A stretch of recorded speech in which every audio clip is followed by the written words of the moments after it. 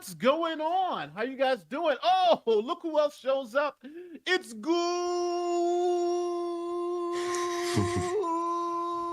Logic. What's How are going you, on, brother? man? I'm all I'm right. great. All right. So you're What's hosting going on? today. I am hosting today. All And right. I am also here with my boy Steve Southern-Law, who's on this side. What's going on, Steve? Hey You're so guys. happy today. Hey guys. Yeah, well, we should be. And Eric can't be here because what? He's signing autographs, Nate? That's Is he? right. For those of you who don't know, Eric was on Tim Pool last night when That's all the great. story broke. So it was like 50,000 people watching live. So he was there watching the whole Trump madness, which we are going to talk about, because that's insane. And, it's now obviously Trump is going to have the most famous mugshot ever taken on planet Earth. That mugshot was going out everywhere. So, somebody says I'm very low. Am I coming in low? Yeah, I think My so. volume. All right. Let me hit the settings and increase my volume. Audio, automatic. All right. Sorry about the technical Oh, difficulties. there we go. Oh, Hey, that you're in the Sounds game better now. baby. All right, boy. Boom, boom, boom. Okay. So, you know what? Let's just jump into a couple of these stories. Thank you guys for watching. Super chats are always welcome for Eric. Thank you guys, please. And Nate, a little louder. I'm right. The lawyer. All right. I'm here. You see, I'm looking at you guys. I'm looking at the chat. So please don't be so mean to me because you guys are always mean to me. But let's just jump into it. So, first story of the day. We're talking about oh no, this is Trump. We're going to be talking about Trump. But let's talk about the Wagner Group.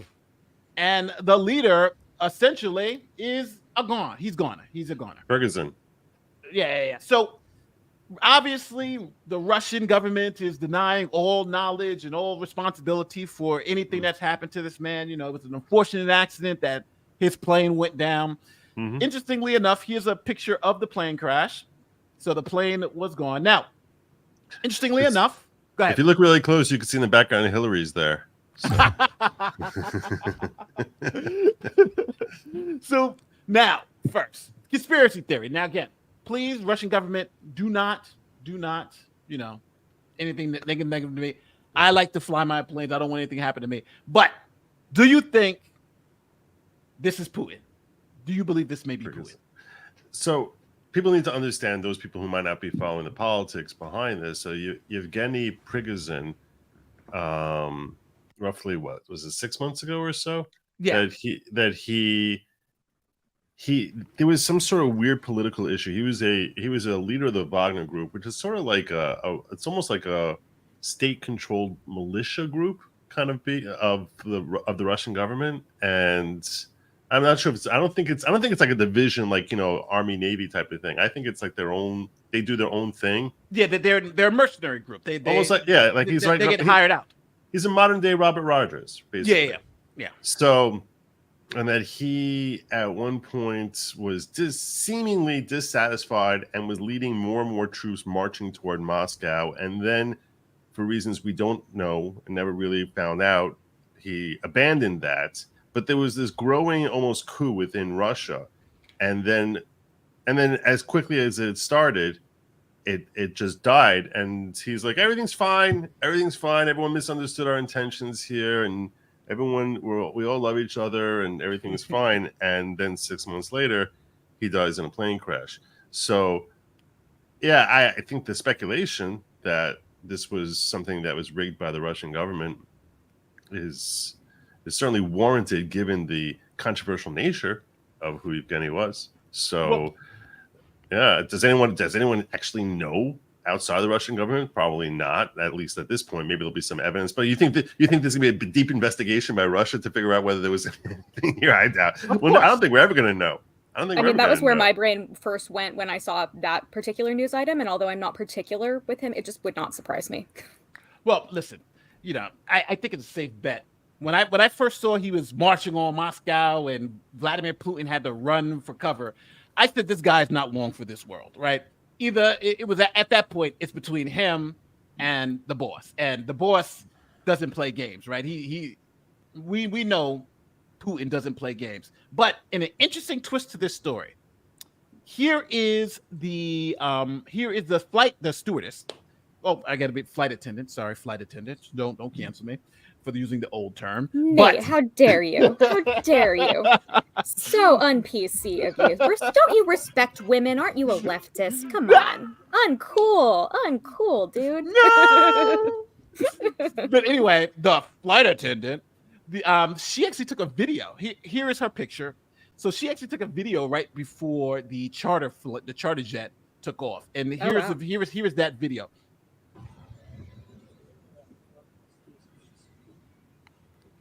The Russian says, "What's that ticking noise?" Nice, Steve. I feel like everybody's going to be scrutinizing this video for some kind of evidence of something. Anybody speak Russian? Nope. I gotta say, that's one hell of a bathroom now. Look at that. She said, "Why are these life insurance brochures on board?"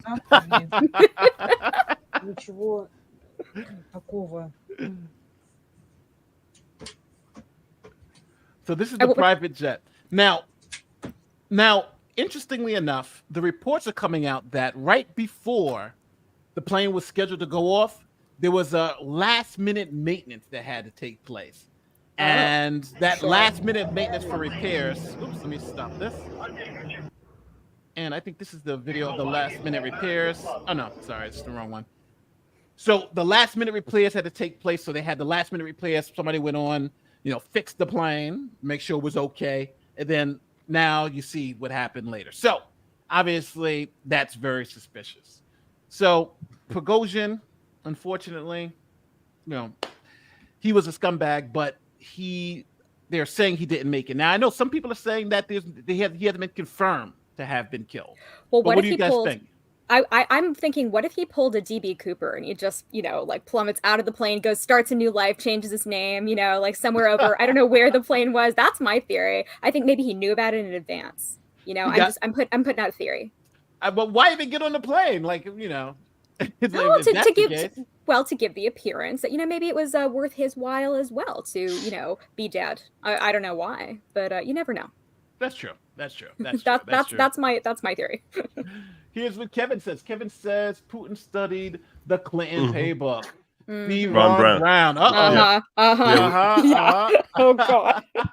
Yeah, Ron Brown was one of her political enemies, who was a pretty high-level official too. Now, was he the one that shot himself in the back of the head 4 times? No. He died in a plane crash with 4 other people. Because there was that other guy, well, maybe 12 other guys who had a situation like that, Joe. You would know. Do you know all the Clinton list?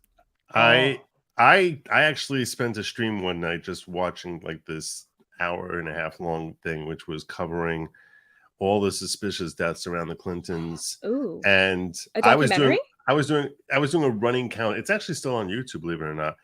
And I was doing a running count, and I was at 53 people. Yeah. When I was trying to count off, and that was as of 1998. Yeah. So you didn't even get past. I think that's when it was made. I think it was made in 98, and as of that point, it was 53 people. I would love to watch that. I would love to watch the stream as well, but that I remember looking into it and not finding good resources, so that's something I would really like to watch. Yeah. God, I mean, correlation may not be causation, but at the same time, I'm not necessarily eager to be a friend of the Clintons.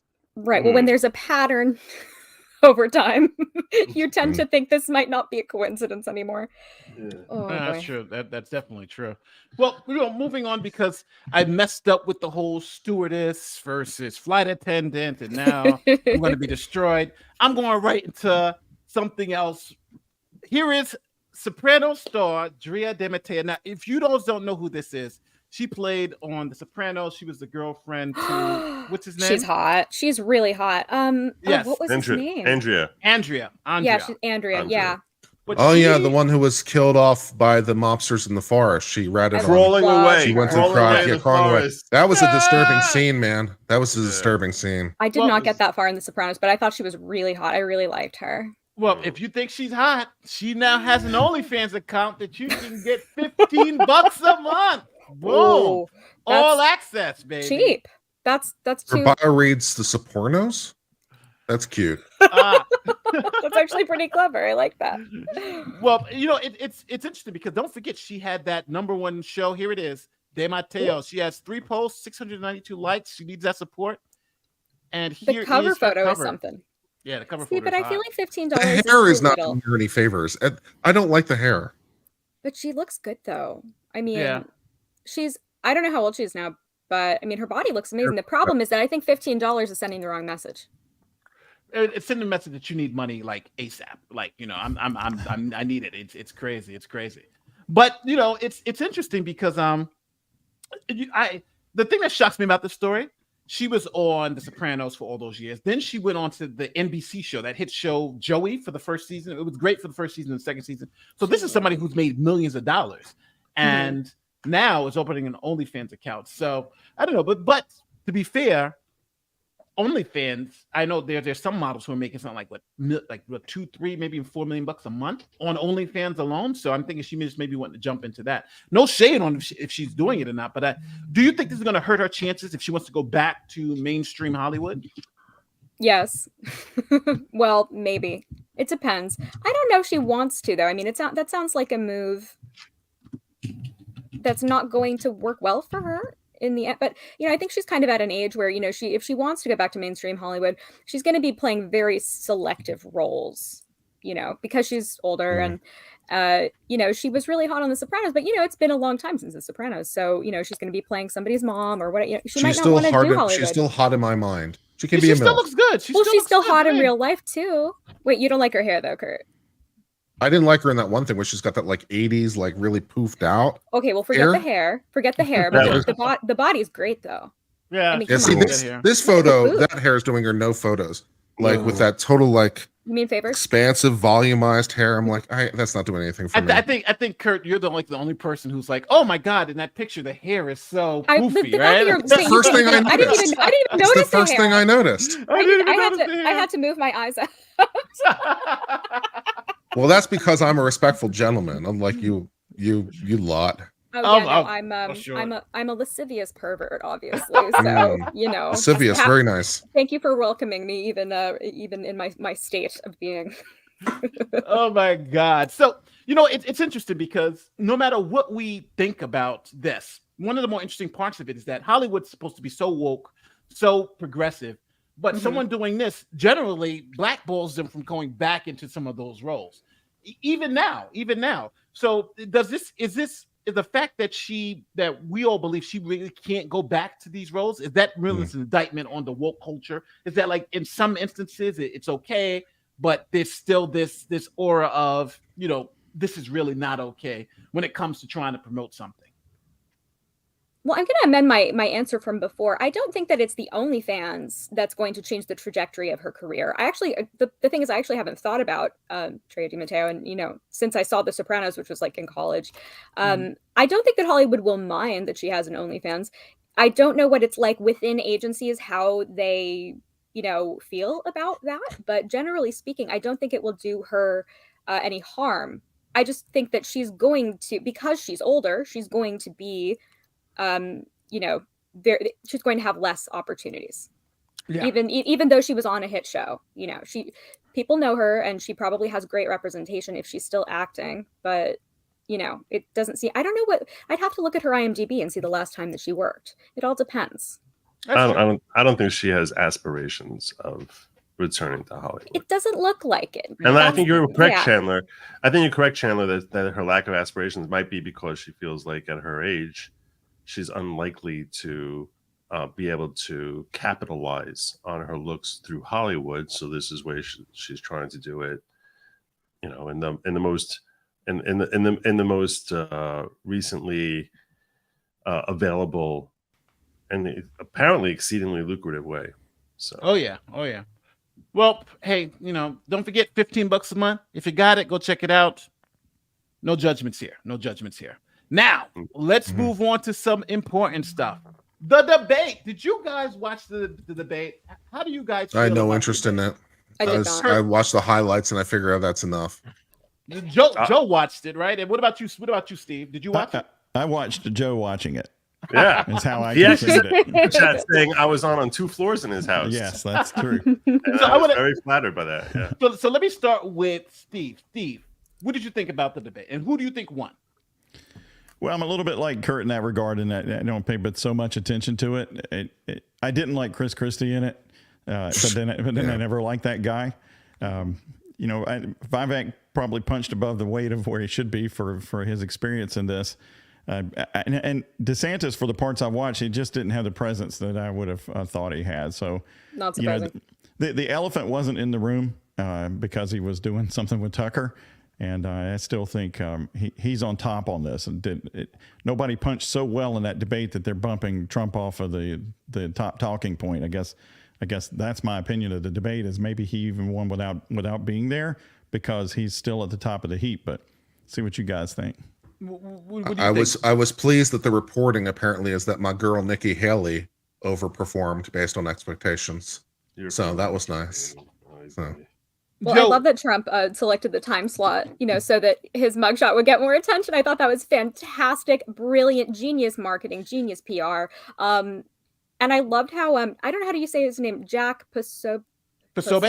Yeah, I love how he tweeted several hours before he was like, the funniest thing would be for Trump to tweet his mugshot, his first tweet back on Twitter, and he did. Yeah, or on X rather. That was fantastic. I love that. So genius move by Trump. I think that Trump won the debate by not being there and by doing what he did. That was brilliant. Joe, you watched it just like I did. What do you think? Who do you think won this debate? I polled my audience, and I actually had a much larger audience for the debate than most of my streams. Mhm. And 1,100 votes, 83% said Vivek won.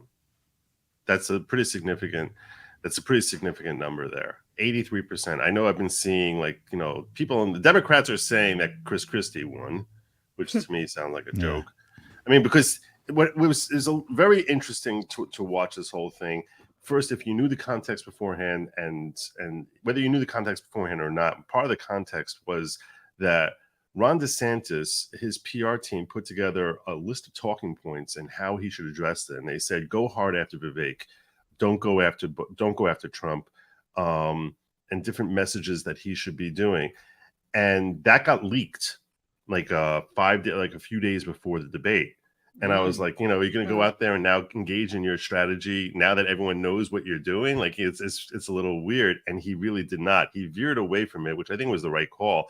And he didn't have to go after Vivek because everyone else went after Vivek. Now, what Vivek did was that he attacked he was distinguishing himself and attacking everyone else as being. He started off one of the first things he said after their initial opening statements was, "Well, I'm the only one here who's not bought by donors." Yes. And Chris Christie went launching at him. I thought he was going to fly across the stage, like a linebacker. And Haley went after him on foreign policy because he's very against supporting the Ukraine war, and she basically wants everyone but herself to go marching in there, even her own family apparently. And she's looking. I think she wants World War III. I mean, she's crazy. I thought she was crazy. I don't think that at all. I think she just has I think she has a much more realistic view of the situation.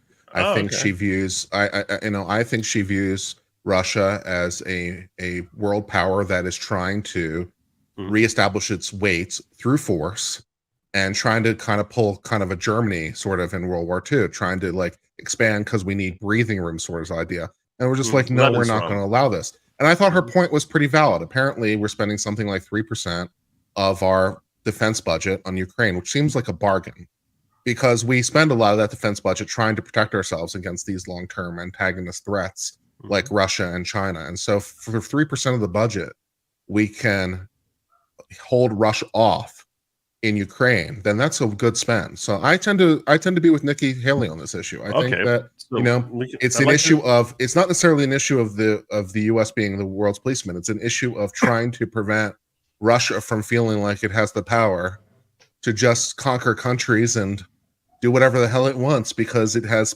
the ability, it wants to do conquest. It's like we don't do that anymore. We're civilized over here. All right, so let's break that down for a moment. First of all, she repeated Bush's mantra of strength through peace. Do you think That's Reagan. Literally quote, like she didn't quote him Peace by through name. strength, you mean?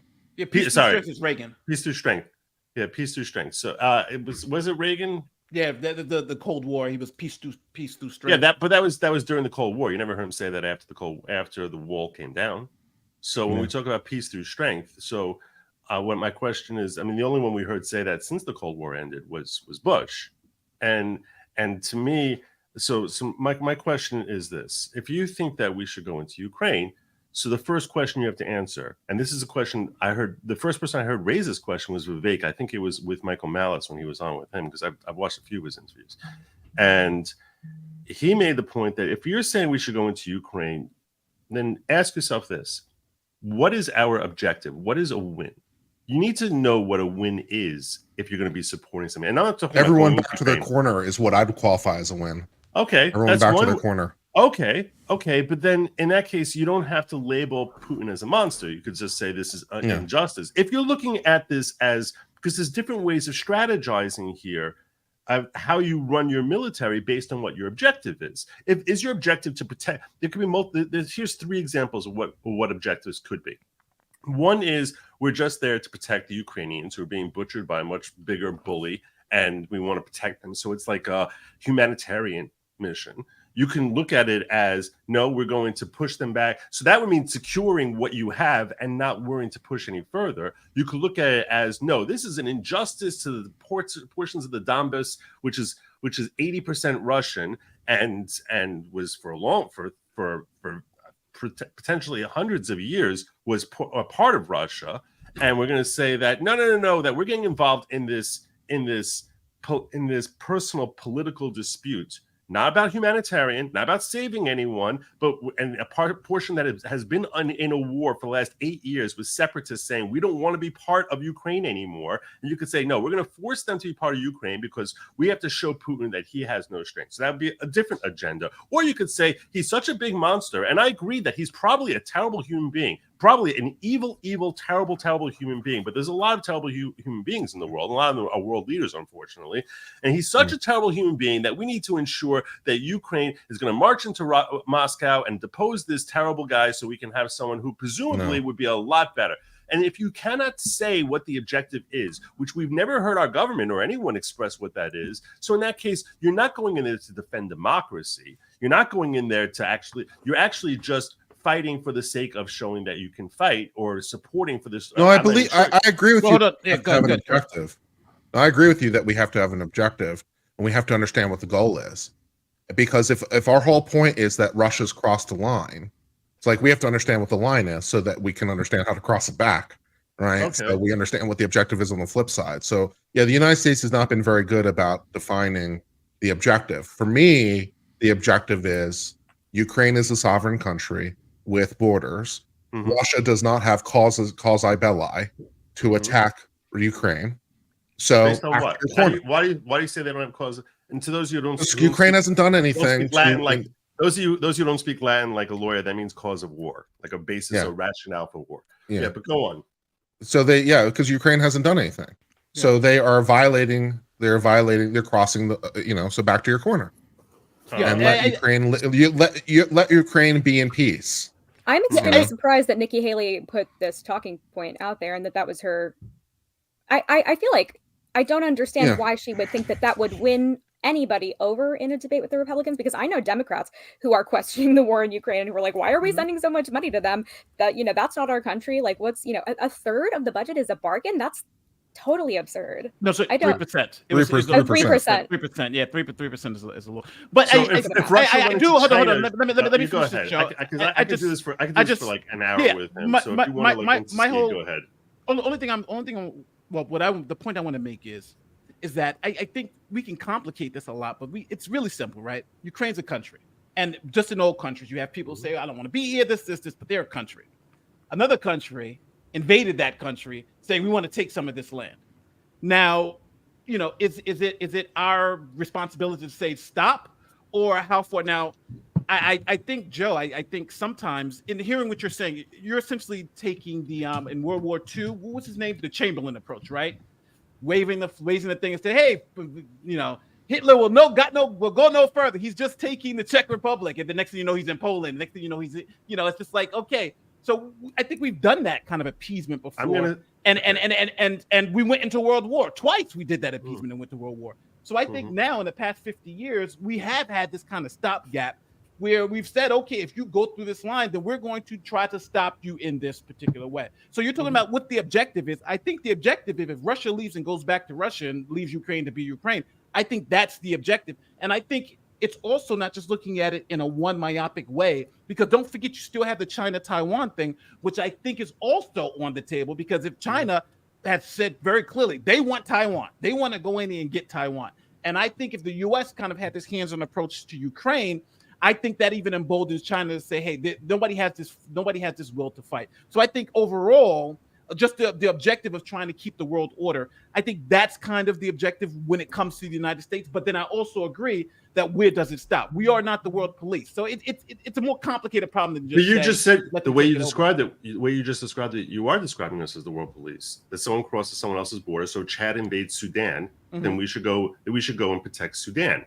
But you know that we would never do that. That would never ever happen. We don't care about what happens in Africa. If so, I think the problem is a little bit more specific. The problem is that Russia and China both are long-term major military powers that represent a threat against the United States. So checking them is in the United States' direct interest. All right, that's fine. So now you're Is it though? That's good. That's fine. I think so. That's my premise. Yeah, I think so. Okay, Joe, that's fine. Taiwan. So Joe, you're saying that specifically because it's Russia or because it's China, so it's only if Russia or China invades someone else, not if anyone else in the country. And that's you added only. I'm not saying that's You stupid. Okay, I'm not saying that's stupid, because you're saying basically because they're such strong bullies, so we have to show that we're not going to allow you to bully anyone because they're the only one who's potential military. We don't need to embolden or allow Russia to embolden itself, so that it will think, well, I can just take over Ukraine. What else can I do? Because again, it has a little Germany vibes. Like Germany's like just invading Poland because we need a little breathing room, and of course it doesn't stop there. I will even like this is like no, you need to be stopped. This is not acceptable. I will steelman your argument before I destroy it. Okay, that's fine. I appreciate that. All right. So to steelman your argument, it's actually stronger than what you were saying with respect to how Hitler acted, and that Hitler, similar to Putin, that he basically first went into Austria, which had long historic ties with Germany, and much like the Donbass region has long historic ties with Russia. And he was basically saying that it was all about repatriation and bringing back our own people to our country, to ourselves, and that's exactly why that was his purported motivation. And and then when no one said anything about that, then next thing you know, we had Blitzkrieg and everything that's happening with Poland. You're skipping over a big part. Neville Chamberlain went and negotiated and said, yes, take them over. You're right. Everything you're saying, you're right. Go ahead. Yes, we don't want war. So do what you, and remember he had the big, no war in our time. And then that's why he got thrown out of office, because people said that was all BS. You appeased them, and he went farther. So that's the part that I think you need to mention. Right. That right. Oh, I'm going Chamberlain there. I'm going there. I was first steelmanning you before I was going to show you how ridiculous this is. Okay. So I was steelmanning, and I was saying Austria, there's a lot of parallels between Austria and Austria to Germany and Ukraine to Russia, and that's why I was trying to steelman to strengthen and say these are all the ways that someone could try to make your argument. And the reason I think that this is ridiculous is severalfold. First of all, there was no lead up beforehand which provided justification for Hitler to basically say, you guys have been trying to bully us. I mean, I guess he would say that the Treaty of Versailles was something that he felt was bullying on a financial level, and it was basically he viewed that, and perhaps with some sort of justification, that the Treaty of Versailles at the end of World War I was designed purposefully to emasculate Germany. However, at that point in time, when he's choosing which enemies to go after, and you want to talk about Neville Chamberlain over there and him coming in there and just getting some completely empty promise from Hitler and believing it like a complete and total sucker. Okay, which is what happened. He got a he signed a treaty. I won't do it, your father. Yeah, and then flew back home. And before he landed back, he was the prime minister of England. And before his plane touched down, he was greeted by a big crowd. And before they were able to drive him home to 10 Downing Street or whatever they were back then, Hitler was already breaking the treaty and marching into the next country. So yes, he looked like a joke and a loser and an idiot, and that's why he was removed in favor of Churchill. So the reason that this is ridiculous is because it seems that Putin over here, he specifically did not go into Poland, which Russia does have historic ties to. He didn't go into these other nations. He chose the only non-NATO country left after 1990, when America said we will not move 1 inch further. They proceeded to further east toward Russia. Because if you think about it, back in the 60s under Kennedy, we had a whole Cuban Missile Crisis because we were so terrified about there being nuclear weapons 90 miles away from Florida. Okay, so you want to have a buffer region between where your potential biggest threat enemy is and where you are. We felt 90 miles away in Cuba is way too close. And here it is that we extended NATO, which is openly hostile toward Russia, further and further and further east until it was on their border. Then you have to recognize that Ukraine its natural resources are so rich. That country, that land happens to be so fertile that it's one of the most coveted areas of land. They say, if there's an expression in Ukraine that if you take an old leather boot and plant it in the ground, you come back 5 years later and you're going to have amazing food growing out of it, because that's how great the soil is in Ukraine. Russia's financial motives.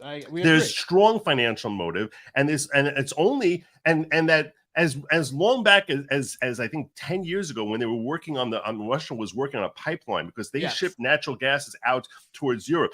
And when they were working on that pipeline, America said, we will never let you finish this pipeline. And it's working across Ukraine. So now when they're trying to build this pipeline and they're like, I don't know, supposedly like 6 months away from it, and there's all these threats to it, and you have an uprising of a purported election in 2014. We have the uprising where all of a sudden a leader who is favorable to Russia is deposed in a coup, and that's supposedly democracy in action when he's deposed in a coup, and Obama and the United States purportedly was a major financier of that coup. So we basically led to the takeover from Russia's perspective, justifiably. And again, Putin might be Hitler. He might be, I don't mean Hitler in the conqueror. I mean, he might be a terrible human being. He might be torturing children and cats and a terrible PEDO. He could be the most terrible person on earth. I don't know. What I'm saying is, to think that we have not been poking Russia in the eye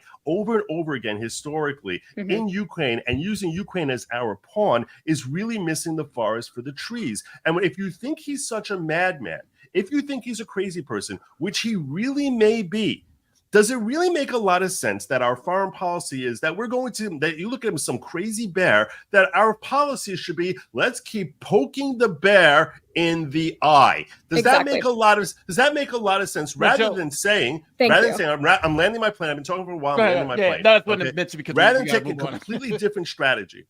Which is, this guy wanted the Donbas region, which is the southeastern portion of Ukraine. Okay, that's what he really wanted. That was the area that they felt was historically theirs. Putin had gotten very mad with the way that he had been, with the way that he was treated by EU and USA. And I touched the tip of the iceberg on that. But rather than just saying, you know what, this is what we're going to do. We're going to work out financially a way that all of us could work together. Instead of taking the American military perspective, take the American capitalistic perspective and say, you know what, there's a whole big fight between the EU and Russia, where Russia says Ukraine was originally part of us, and any sales of their rich soils and their produce was supposed to come through us. We had a right of first refusal, and we were basically charging a 10% when we separated from them. That was the deal. And they're breaking that deal now because the EU wants to buy goods from Ukraine cheaper, and the United States loves the EU, so they're gonna stand up for that. And ever since then, Russia all of a sudden, after 2012, all of a sudden now they become the most evil thing in the world, even though for 20 years no one was worried about them, and Obama was laughing that they're not the geopolitical threat in his campaign debates with Romney. But now he's the most terrible human on earth. Magically, out of the blue, he became much worse after 2012. So now, instead of saying let's go to war with this bear, the simplest thing would have been to be like, look, we never want them to strengthen an alliance with China. That's the worst thing for us. Why would we ever want our two biggest enemies to look at us as a common enemy? Rather, why don't we use financial incentive and say, you know what, we're going to come down here. We'll say, we'll give you the Donbass region. You're not giving anything else. And you have financial incentive in that we'll work out a deal with respect to the Nord Stream pipeline and how things are going to work. Well, maybe we take a tax on what Russia does, and we try and work some sort of deal where there's a financial benefit. Zelensky gets the security that it's like, look, he's going to win the next election without going to war with Russia because he's getting rid of a region which is 80% Russian, and the Russians and Ukraine do not like him. So this way, you're actually making Zelensky's political future more viable and more secure. You're encouraging the Russians, who are starved for money, by basically giving them the financial incentive, and at the same time, we're creating an ally out of Russia, a friend who we can actually work with on an economic basis, and helping use them against China rather than send them running into Chinese arms. Why is that why is military, let's poke them more in the eye, a better solution than saying, why don't we tame the bear rather than aggravating the bear? Well, Joe, I want to, because you've been put so many. I went for a while. So I have four distinct things that I want to say, and I think that it'll extremely lay out my point. Number one, you mentioned Poland. You said, why didn't they invade? You said literally, why didn't they invade Poland? Blah, blah, blah, blah. Well, Poland's part of NATO. So if you invade Poland, that's Article 4 of NATO. And we all go to war. That was my point. Hold on. Let me finish. That was why I said that. They didn't want to attack NATO. Hold on. Joe. Let Nate talk. Let me finish my point. We let you talk for an extended period of time. Let the man talk. Now, let me finish my points. All right. So you specifically said, well, why didn't they go into NATO? Why didn't they go into Poland? Then you said Ukraine. So I wrote down specifically, why didn't they go into Poland? NATO. The reason why, and that's what stops them from going into Poland. So that was the first one. The second thing you said was, well, the reason why they went into Ukraine was because of the border, and you didn't want to go right up to Russia. Well, Finland is now with NATO, and Finland has the largest land border with Russia. So the whole, Russia right up on the Russian border. Well, Finland has the largest Russian border, and we can also talk about the other countries that are in NATO that's on the Russian border. So I think that point is really not makes any sense. Then we're talking about, then you've brought up the appeasement, the appeasement piece, right? We should just let them take the Donbass region. No, I'm not saying appeasement. Hold on. Let me finish. And as your thing, you said, hold on. And as you said, you brought to the Dunbar. We can let them 20 take seconds. Dunbar. 20 seconds. Give me 20 we can seconds. Let them. We can hold on. Let me. Joe.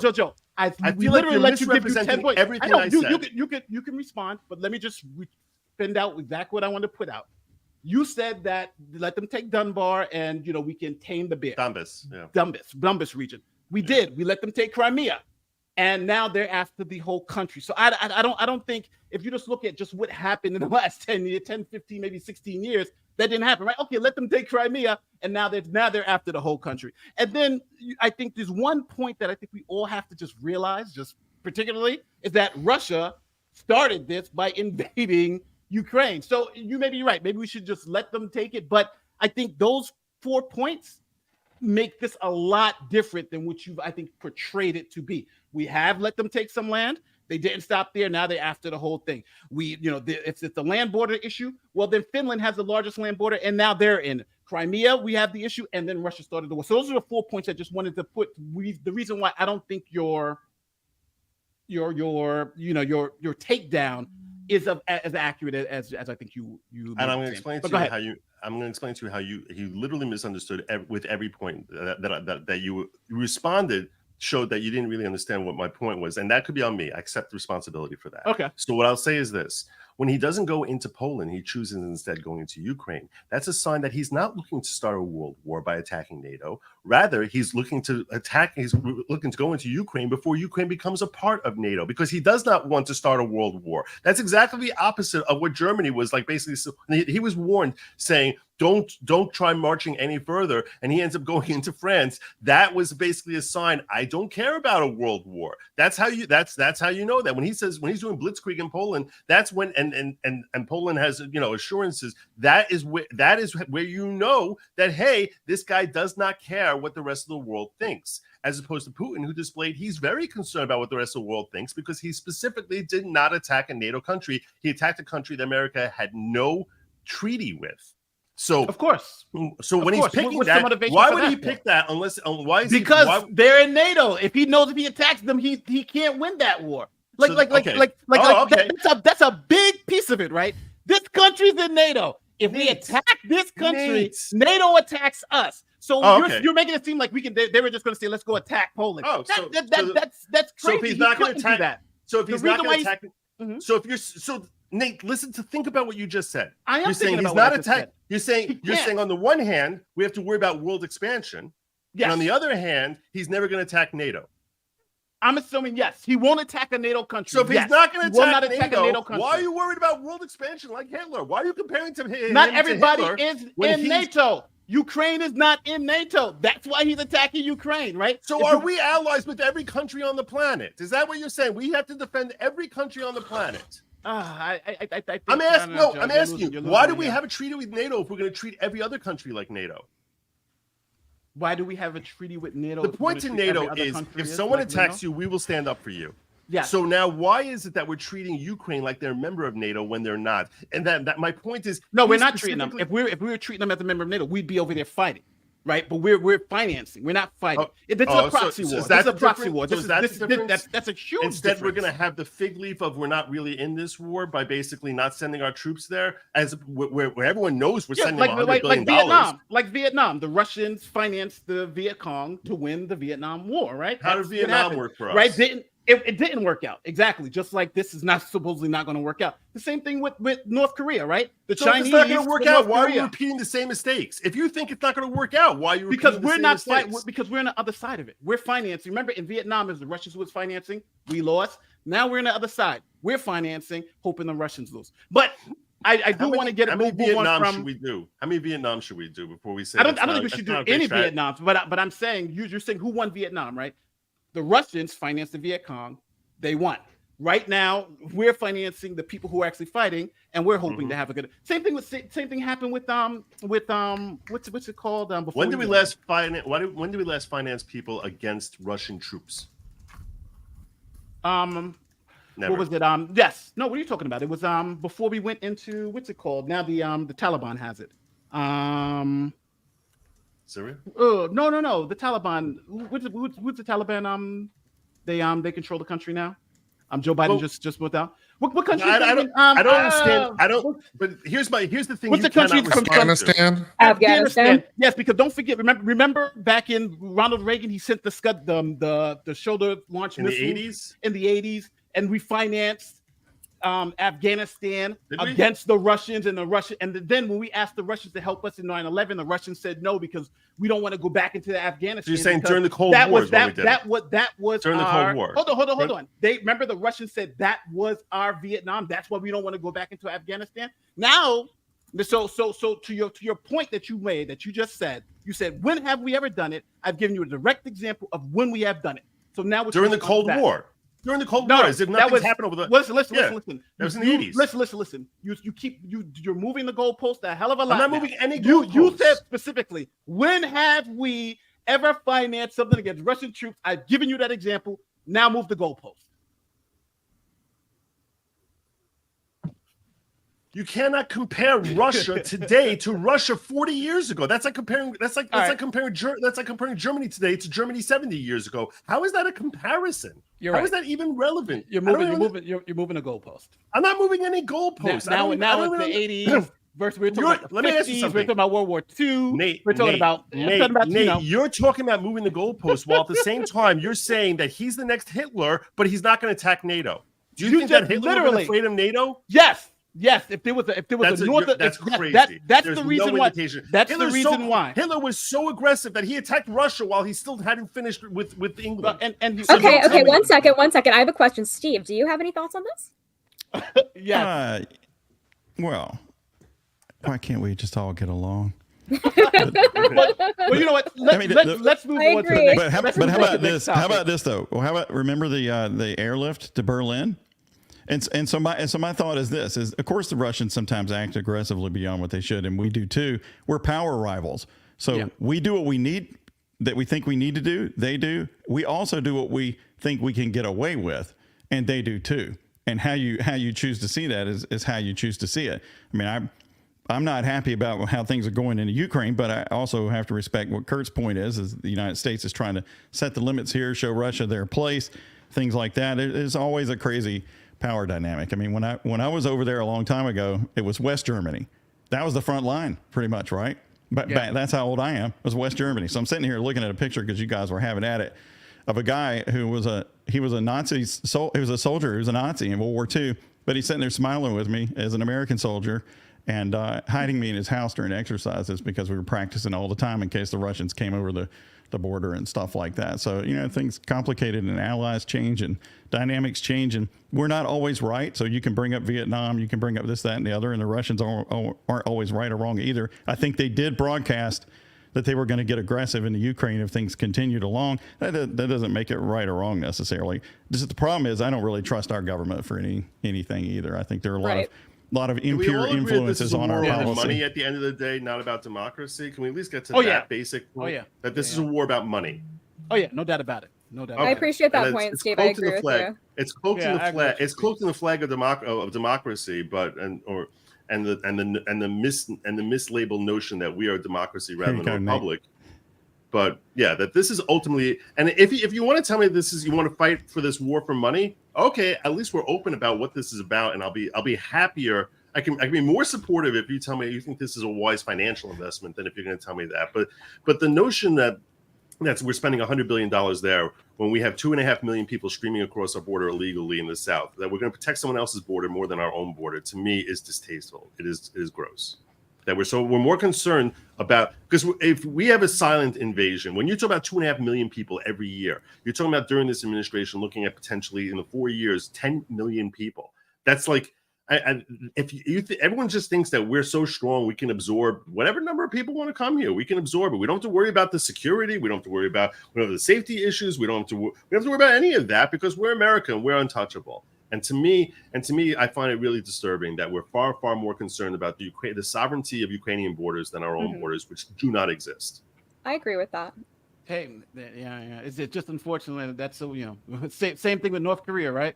We're very concerned with South and North Korean borders versus our own, right? But let's move on to this. So just because we were talking about we were talking about the debate and we got involved in geopolitics, but interestingly enough, let me show you this clip of who MSNBC thinks won the debate, which is fascinating. And then I'm going to show you a clip of who Fox News believes won the debate.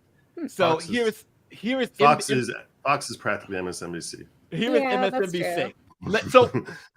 So who? Matter of fact, who do you think they're going to think has won? But I think you can see Chris Christie. They're going to say Chris. Listen.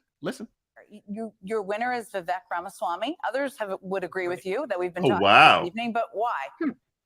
Yeah, I think he was this first real manifestation of Trumpism beyond Trump himself, and he kind of figured out here that all you have to do is basically figure out ways to sow chaos for the sake of sowing chaos, and this is a time in the Republican primary where attention for the sake of attention really is the whole ball game here, and Vivek Ramaswamy figured it out for better or for worse. Wow, Your Brian Tyler loser Cohen. is Ron DeSantis. I agree with you, but I want to know why you think he was the loser. Well, I mean, his most potent attack of the night was against a high school student who was worried about the effects of climate change, and then it was pretty much all downhill from there. Who he was kind of mean to. He was a little mean to. Yeah, which is a recurring theme for Ron DeSantis. I mean, we all remember that moment where he yelled at high school students for the crime of wearing masks during the COVID outbreak. So this is again a recurring theme for Ron DeSantis. But it went all downhill from there. Tim was speaking earlier about this moment where, you know, he had to look around to give himself permission to make sure he had cover before raising his hand that he would, you know, that he would protect Donald Trump, that he would pardon Donald Trump. And it just shows the extent to which, and I've said this before, but the extent to which kind of capitulation to Donald Trump is really embedded in the DeSantis campaign. He's so afraid of doing anything that would piss Donald Trump off, that would piss his base off. And so what we have is this weird straddling of the middle ground here between him too afraid to say anything that might upset Ron DeSantis, that might upset Donald Trump and his base, and also trying to run a race where the only person standing in between him and winning the Republican primary right now is Donald Trump. What it really struck me that no one seemed to care. All right. I agree with him. I agree with him that Vivek is the heir apparent to Trump. But that's interesting though, right? How MSNBC has said that it's actually Vivek who won the debate and DeSantis who lost. Did that surprise anybody on the panel?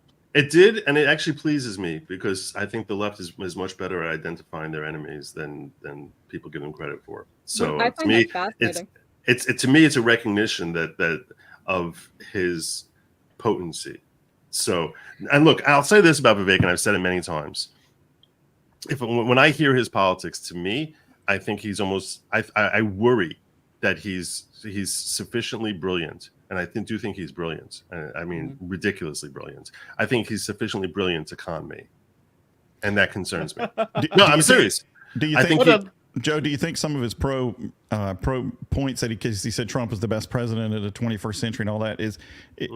But you look at what his numbers are, and then you go up against the Trump juggernaut. Is he angling maybe to be a VP pick for Trump? I don't think so. I don't think it's beneficial to him to be a VP for Trump, because assuming Trump, wins, even if you're going to sign up as his potential VP, that means you're betting on him winning. If he wins and Vivek is his vice president, how does that help him politically? Because Trump is so polarizing that he's got millions of people who love him and millions of people who despise him and hate anyone who's ever been associated with him at all.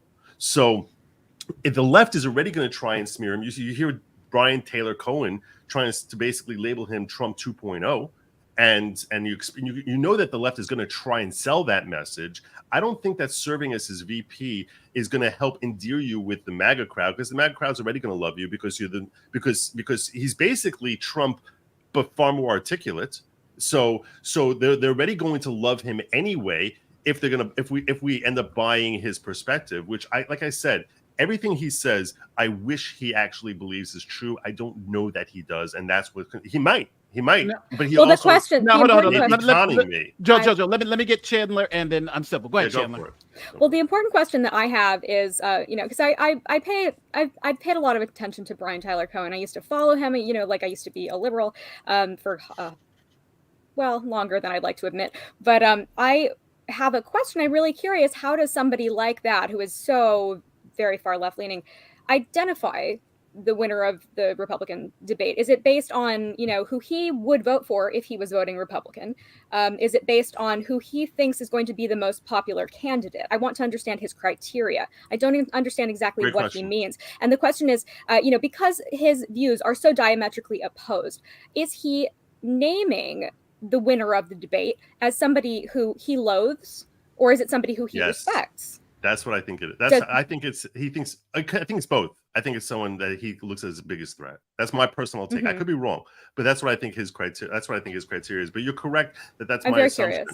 Yeah, that's correct. That's my assumption. My assumption on this, I recognize, could be wrong, and it could be something that he just, not someone he deems a threat, but someone. It's a great question you're asking. Well, because when I was liberal, I would never watch the Republican debate, and if I would be just like seething with, indoctrinated anger and hatred towards whoever, based on whatever my professors were telling me at the time and that I believed was true.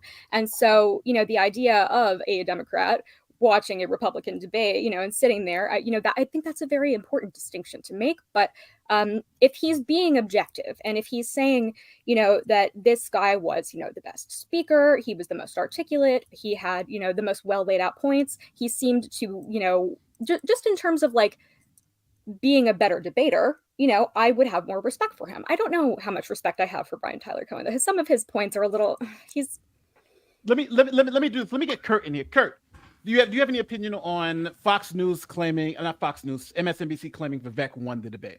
Easy mistake to make, Nate. Wow.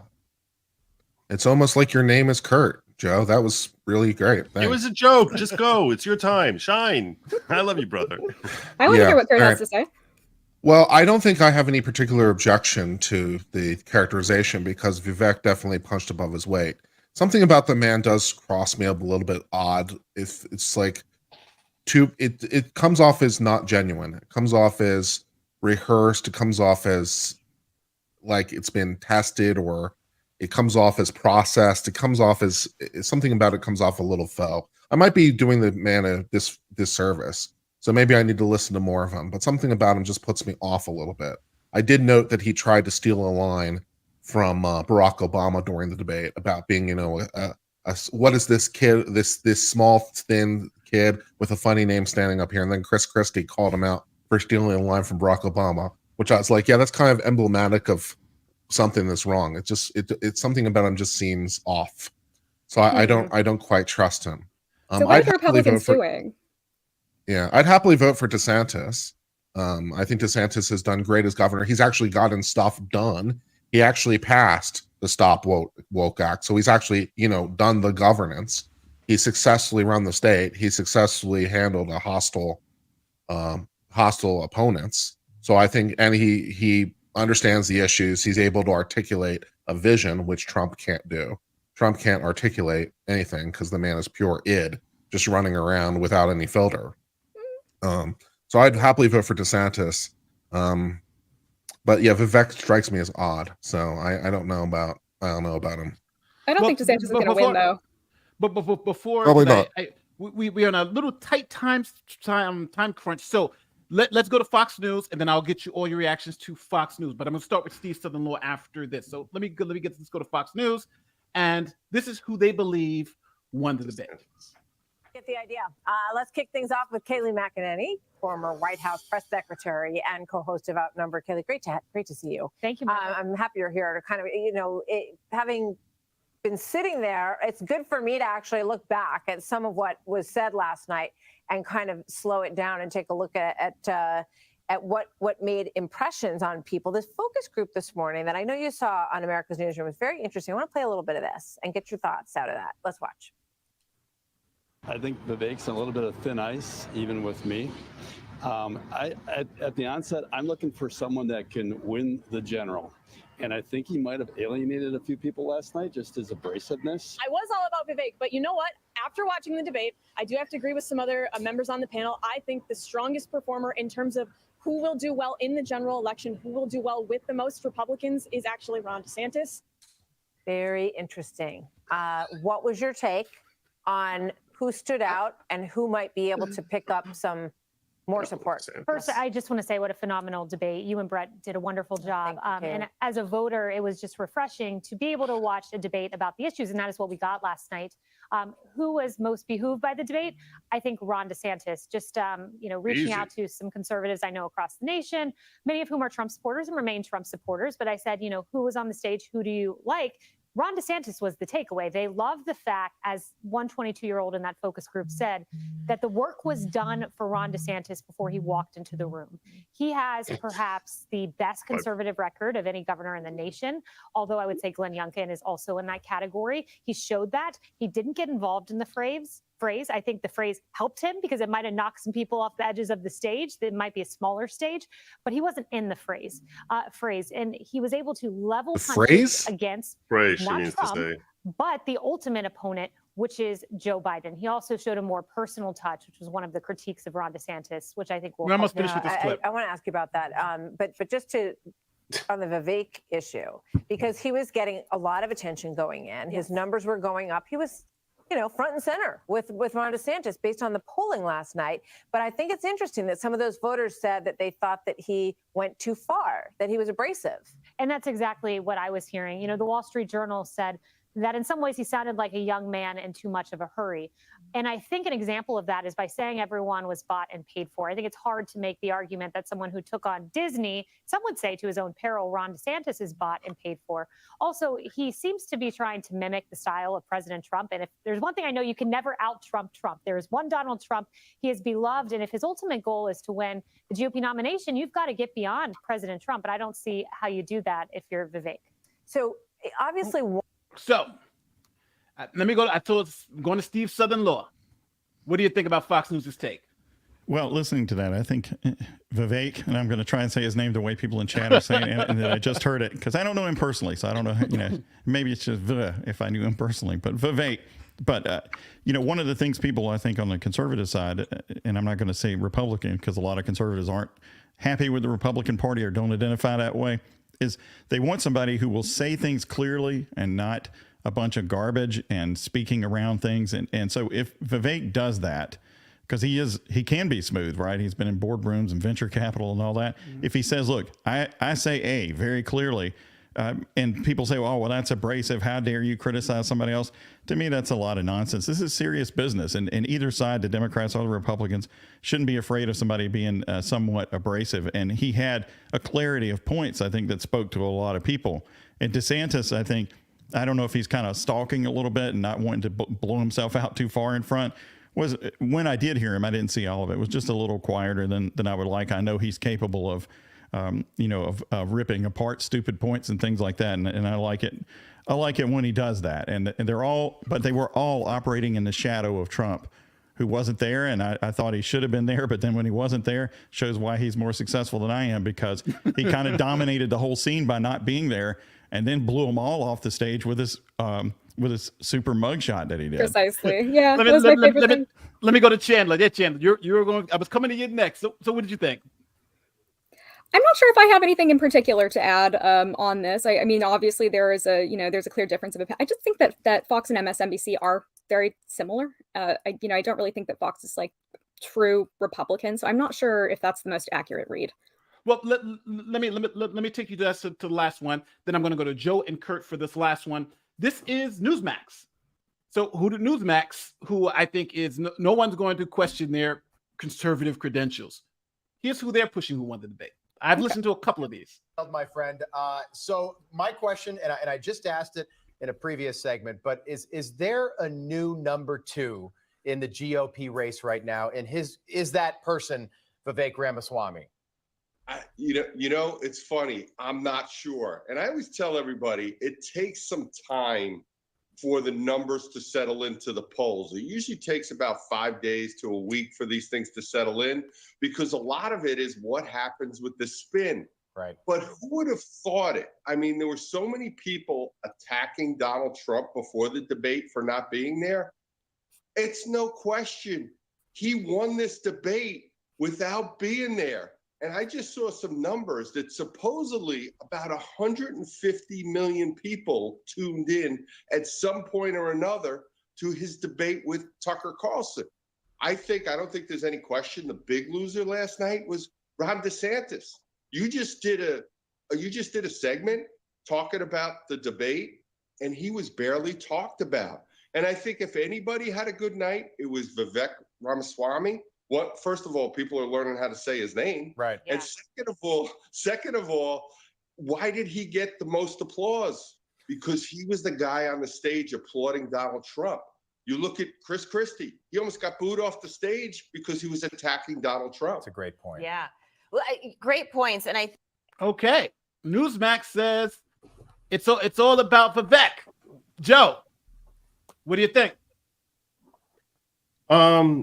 Yeah, I definitely like Vivek more than the rest of the people who were on that stage with him. And I felt, like I said, my audience was ridiculously strong for a poll to come out 83% when you have 8 candidates up there, which in my poll, I can only put 4 people up there. I put him, DeSantis.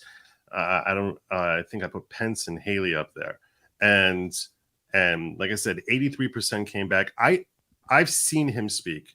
and I agree with some of the thoughts that have been said. That I think Kurt might have said that he doesn't trust him. Maybe it's like a used. Maybe it's like he just something feels off. That was the phrase that Kurt used, and I understand what you're saying.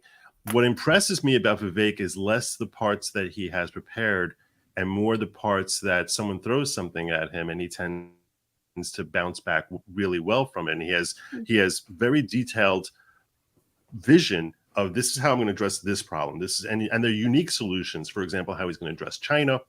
That he, what he basically told Jim Acosta before a few days before the debate was that, the fight between China and Taiwan has two elements to it. It's got the historical element of Chiang Kai-shek going into Taiwan and then taking over Taiwan, and then there's the economical, which is relating to the semiconductors that Taiwan has a unique capacity to build far exceeding our own.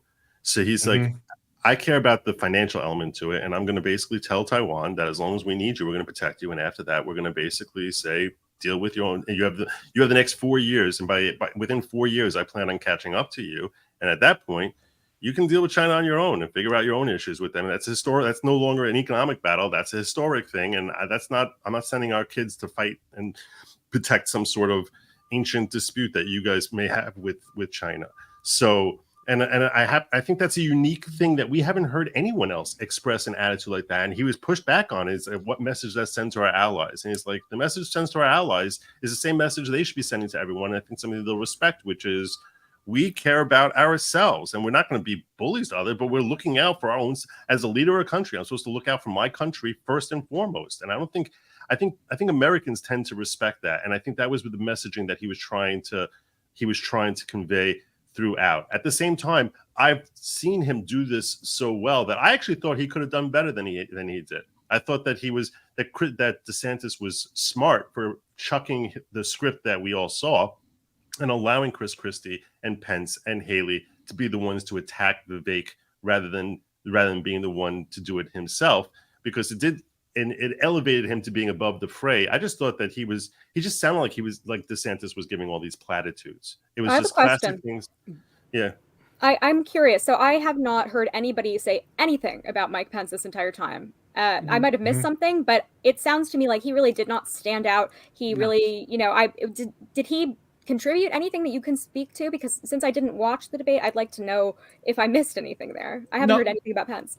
He actually spoke the most. But he said the least, if that makes sense. Yes, right. It just was like he was just saying nonsense, and I think everybody was up on the Pence game of essentially filibuster, say canned lines, and try to absorb as much time as possible. But at the end of the day, I don't think Pence moved anything. But I'll ask my Republican colleague. Let me start with Kurt. Well, Kurt, what do you think about Pence? Yeah, I mean, Pence is kind of neither here nor there. I don't think he has any clout. Obviously, the people that like Trump will never vote for Pence. And the people who don't like Trump, I don't think will particularly or other way to go for him. He's kind of banal, sort of just doesn't have a lot of charisma. I don't think he really has a lot going for him. I don't think he's going to get very far. I would imagine he's going to drop out relatively early. Christie will drop out early. So we'll see. Southern Law, what would you think about the Pence doctrine?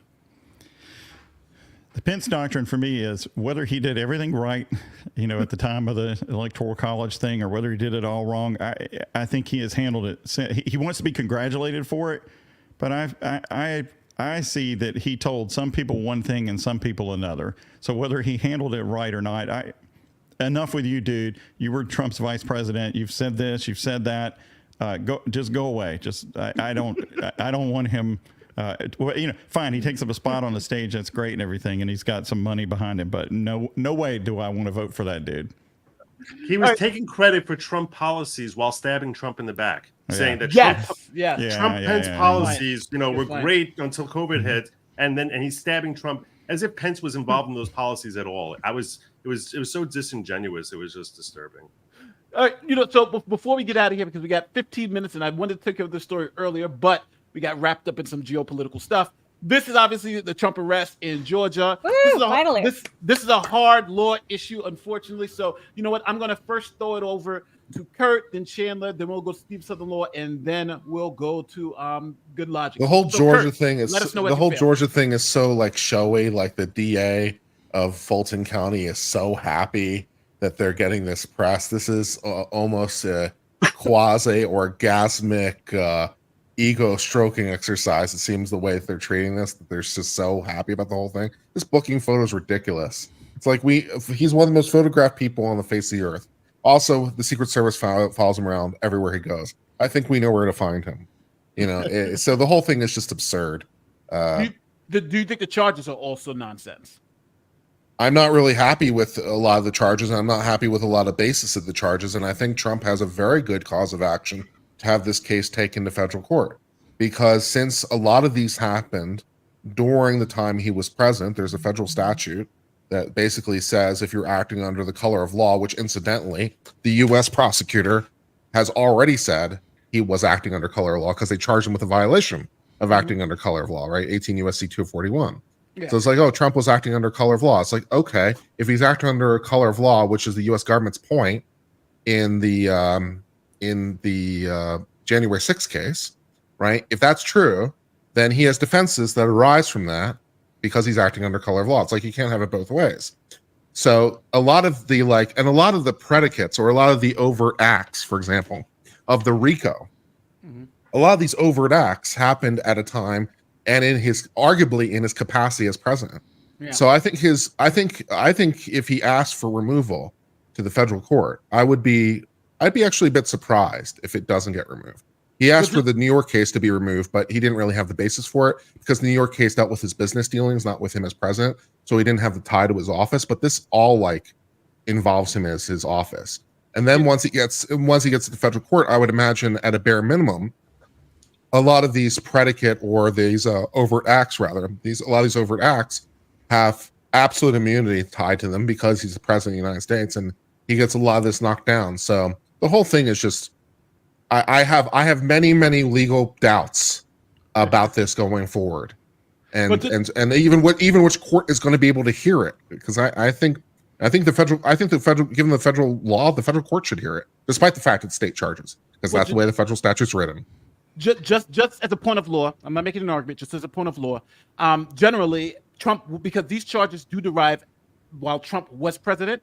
So the way the law generally works, if he's doing things what's essentially known as ministerial acts, things that he's doing in his capacity as president, he can't be charged, nothing can happen to him because he essentially invokes sovereign immunity. If he does things, if the court considers the things that he was doing in a capacity as a private citizen, in his personal capacity, he could be charged. The best illustration of this is Nixon and even Bill Clinton. When Bill Clinton lied on the grand jury for the civil suit, they considered that to be a personal issue, not his capacity as president. That's why he had to actually take a plea deal before he left office and lose his license versus things that he did in his capacity as president. So in this instance, that's what Kurt is saying. The tension here is that whether the things that he was saying, like, hey, I don't believe the election was right, I want this, were that in his capacity as president, or was that in his personal? And it just has to be a colorable defense, right? It doesn't necessarily have to be successful. Absolute. It just has to be a colorable defense. So is it colorable? Can you explain that? What does that mean? Basically plausible. That it's not absurd, non-frivolous. Maybe another way to put it, non-frivolous. Yeah. That there's some legitimate argument that could be made that this was within the scope of it. And it's like, okay, so is there a argument that what he was doing was within the scope of his office? Yeah, I think so. Well, now whether or not you agree with that in the end or not is kind of neither here nor there in sort of whether or not it gets taken to federal court. It just needs to be, at least plausible in the first instance. And I think it is plausible. Procedurally, let me get Steve Southern Law and just real quick, only because I wanted to get ready. Yeah, go ahead. So following up on what Kurt's saying is one of the things that's unusual about the process Kurt's talking about. In a civil case, if you're in state court and you have a way to remove it to federal court, then there's a stay in the state court, okay, unless the federal court remands it. But in the criminal action, which I wouldn't have known this because I'm not a criminal defense guy, there is no stay. Yeah, you move to take it to federal court, but until there's an evidentiary hearing, the state court proceedings are not stayed. So the federal judge has not kicked out Mark Meadows' motion or notice of removal, or however they frame what they're trying to do there. He hasn't kicked it out, but he hasn't held the evidentiary hearing. So you have the circus continuing at the state court level Now, in my opinion, whether you like him or not, this was all part of a colorable situation, as Kurt's talking about. So in theory, the case would go up to federal court, and then the federal judge would be asked to consider whether these people have a federal immunity defense, so like the sniper did who shot Vicky Weaver at Ruby Ridge. He ended up being immune from state prosecution because he was acting within the scope of what his federal job was. So that they're going to want to get it to federal court and then try and move to dismiss on that basis of federal immunity. At least that's how I'm seeing it. It's not an area of expertise for me. Let me Joe inside here. Go ahead, Joe. Sorry. Go ahead. I've just a substantive comment or something that I want to discuss with Kurt versus, and then a procedural thing. I'll go with the procedural one first. If he succeeds in getting it to move to federal court, what implication would that have on Fani Willis being the one to prosecute it? I believe she would continue to prosecute it because these are fundamentally state charges. It just transfers to the federal judge for all this sort of stuff. So I believe that I believe she would continue to prosecute the case. It wouldn't be done by the U.S. attorney. Well, that's what I'm wondering. Like, would she have to hand her files over to a U.S. attorney because it's now a federal matter, or was she? My gut says you're correct because it would seem illogical to all of a sudden try and get someone up to speed on what she's been spending 2.5 years developing. But I just was wondering whether anyone knew for certain that was the case. That was why I was asking that question. On a substantive basis. I haven't seen that federal statute that you referenced as far as a basis for removal. I saw that Mark Meadows cited a case called Nagel, which is from 1890.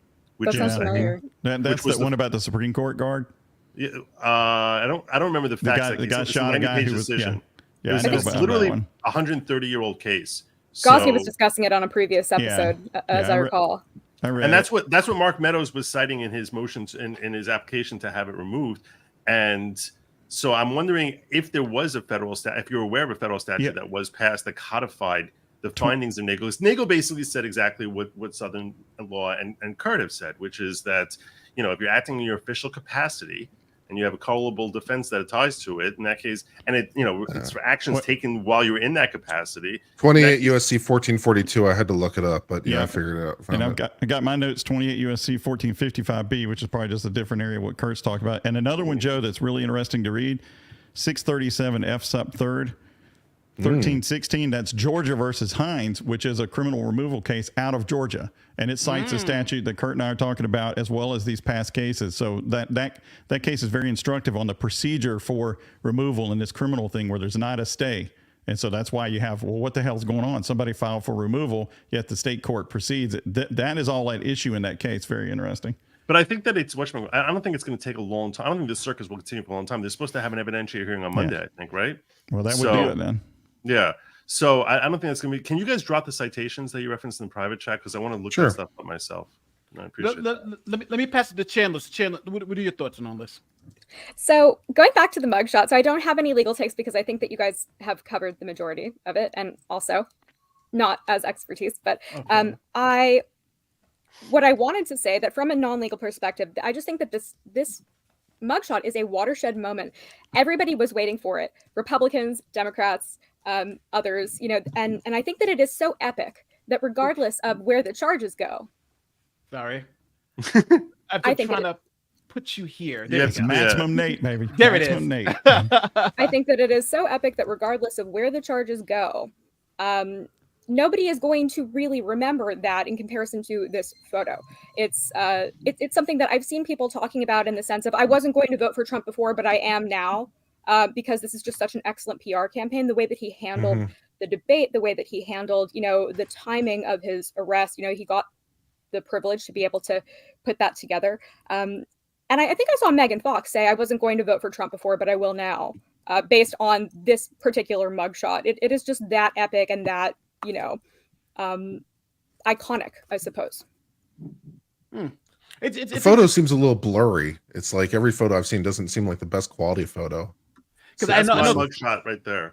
I know somebody took a picture of a picture. Oh, I like the mugshot because I know somebody originally took a picture of it and then put it out, and then they officially released the real one. But I do think Chandler's 100% on point. I think this mugshot helps him because don't forget, like early in the day they had put out like a fake one and started fundraising off the fake one.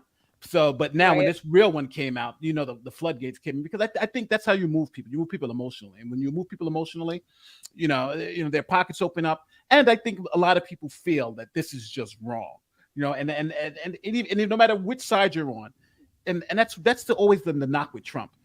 As much as he galvanizes his side and his base to move, he does the same thing for the other side. Yeah, and I think that's the problem. That's the problem, because just as many Democrats are going to come out and vote against him, just as many Republicans are going to go out and vote for him. So what do you do? Well, with that said, this is the end of our show. Let me go around to the group so you can find out what they're doing and where you can find them. Let's start with Chandler, since Chandler gave us that great perspective on the photo. So Chandler, where can people find you, and what do you have coming up next? Great question. So, hi everybody. So, I'm Chandler Remington. I'm a paralegal, if you guys don't know that already. I have a channel. You can find me at Remy, REMY_legal. And today I'm actually going to be doing the first installment in my new series called F Feminism. We are just going to be discussing why feminism is toxic to society, how feminists get it wrong. It's going to be an interesting show. I'm trying to actually start streaming more instead of just studying for the LSAT and doing my con law class with Branka. So yeah, you can find me at Remy, REMY_legal. And thank you so much for having me on panel today. I've really enjoyed this small group. You know, and I hate even stopping right here for a second, but you know what? Like, I just got literally thrown off. So my ad agency dropped me, the people who bring me ads, and it was because they believe that I'm anti-feminist. I'm a misogynist. You talked about this at in Houston when we met. That was really funny. That's so ridiculous, Nate. And the reason why is because of my U.S. soccer videos. So the fact that I read the case, like literally, I read, like, here it is. Here's we read the case. They literally said, I was like, is there anything in it factually incorrect? No, everything is factually correct, but it's just the perception. I'm like, okay. So feminism is going crazy, but you know, it's okay, because obviously we know the more right leaning you are, the less likely you're going to be able to get ads and things of that nature. So I got to look through the Daily Wire. You just get somebody better to represent you, who's more in line with your very conservative values. Yes. I'm on this panel. I'm the loony liberal, but now I'm getting thrown off every place else because I'm too conservative. It's like, what the hell? But I must be doing something right. Let me go to Steve from Southern Law. Steve, what you got coming up, and where can people find you?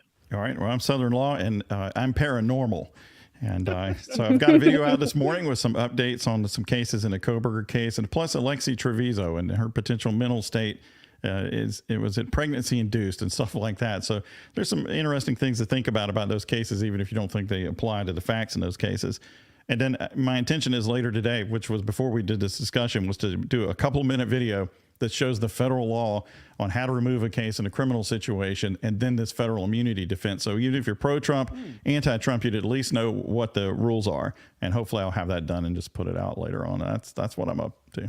Oh, that's going to be a great show. I want to watch that. Yeah, I'm very interested in that case. Yeah. Let's go to now, Joe. I know they usually keep you on for last, but we're going to let you do your spiel. Joe, please. We only got 2-3 minutes here. Give us where they can find you and what you got coming up next. Now, I do want to say one thing. Even though me and Joe get into it, I watch it. Like, I watched him watch the debate, then I started streaming it, and I watched Joe's show like maybe 2 or 3 times a night. It is fantastic stuff. So even though I give Joe a lot of crap today, I love Joe. Joe is like my brother. So Joe, tell them where they can find you. What you got coming up? I'm good Lawgic, and I'm very into this political element of things. I cover the law, try to cover the legal end of what's going on in politics. I'm certainly going to be all over the Trump thing. And I'm starting a new show about healthy foreign policy with Uncivil Law, where we're going to be streaming every other night and talking about foreign policy and what the proper foreign policy for America is going to be. And I'm really looking forward to it, because I'm sure we're going to be completely in alignment and everything. That's a joke. I'm just looking forward to a calm, reasoned debate and discussion where, I could reevaluate my perspectives, because I could be wrong. I think I will tell you this. I'll invite you on. All jokes aside, that obviously what I was just saying about starting a show with him was a joke. As much as I love Kurt, I'll happily have you on to have a discussion, which will be a lot calmer than what it is. Because here I feel like there's sort of feel like I'm trying to push on this element and that element. I think that we could have a really healthy. Or the last time you had me on, did have a discussion where my character was just immediately attacked, and that was not by me, not by me. And I bounced that guy off. So I know that you was did. I know you did. So But see, I just want to say, teasing. can I just say really quick, that's what I really like about you, Kurt, is that you are very level-headed and you are willing to reevaluate your opinions based on things that you learn. And I think that that's a really good way to be a lawyer, and I think it's a really great way to be a person. So that's something that I really admire about you. So I'm looking forward to seeing that with you guys. I appreciate that. The last thing I didn't say was goodlogic.locals.com. That's where you find me. That's how you would know I'm here. No one would know. No one who's not following me on goodlogic.locals.com would know if they want to follow me that they can find me over here. So I urge you, goodlogic.locals.com. You don't have to pay to find out where I am. Just follow over there because YouTube does not like me, and they will try and suppress me and keep you from finding me. And if you're so inclined to actually follow my work, that's where you'll find me. goodlogic.locals.com. Now, I have to turn it over to my man, Uncivil Law, who I must say, and I've always said it before, is one of, I think, the greatest legal minds here in LawTube. Kurt's perspectives on especially the Supreme Court and the federal bench is amazing stuff. And I think it's more, sometimes I watch his stuff to actually be more educated about certain unique topics of the law. So, Kurt, what do you got coming up next, and where can people find you?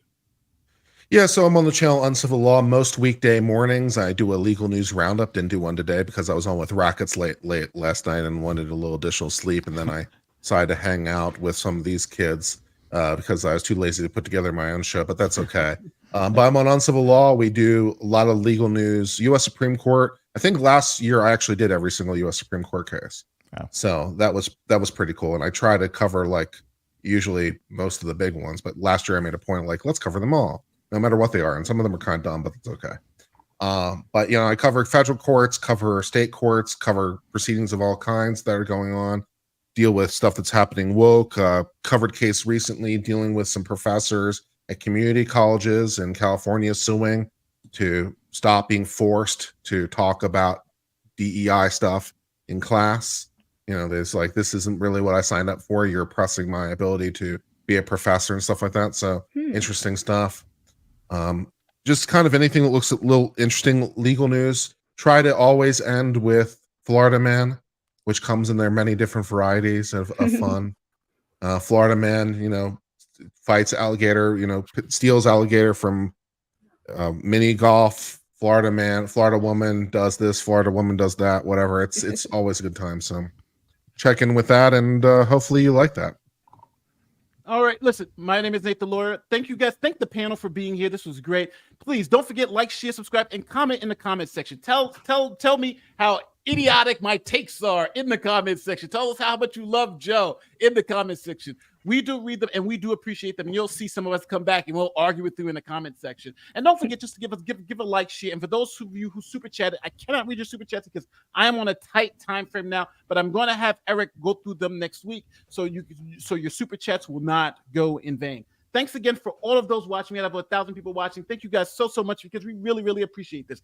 And for the panel and for Eric, who'll be back next week. Thank you guys again. And my name is Nate the Lawyer, and we'll see you next time. Thanks, Nate. Have Thanks, a good weekend, everybody. Bye.